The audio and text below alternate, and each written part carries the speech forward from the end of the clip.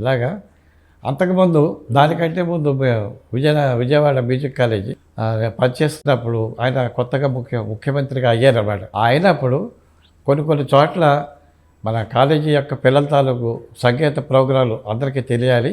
మీరు ప్రోగ్రాంలు పరంగా తీసుకుని వాళ్ళకి కొన్ని కేంద్రాలు ఒక్కొక్క కాలేజీకి కొన్ని జిల్లాలు కేటాయించారు. విజయనగరం కాలేజీకి 2 జిల్లాలు, విజయవాడ కాలేజీకి 2-3 జిల్లాలు, అలాగా మాకు కృష్ణా జిల్లా, ఖమ్మం జిల్లా అప్పుడు మనతోటే ఉండేది.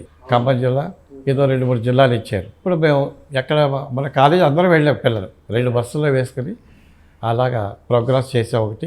కొన్ని ఆయన ప్రచార నిమిత్తంగా వచ్చారు. అలా వచ్చినప్పుడు కూడా ప్రార్థనా గీతం పాటించడానికి నేను తీసుకెళ్ళాను. అలా తీసుకెళ్ళినప్పుడు కూడా స్వయంగా స్టేజ్ మీదే మా స్టూడెంట్స్తో ఇలాగా వందే మాతరం, మా తెలుగు తల్లికి మల్లెపూ దండ, దానికి ఇష్టమైన పాట అది. ఆ పాట పాడించేటప్పుడు నేను గురువుగా పక్కనే ఉండేవాడిని, ఆయన స్టేజ్ మీద ఉండేవారు. అప్పుడు ఆయన పూలదండలతో మాకు కూడా సన్మానం చేయటం, పిల్లలకు కూడా బాగా ఆ రకంగా ఒక 3-4 ప్లేసెస్ ఆయన ఇలాంటి వాటివి చేశారు.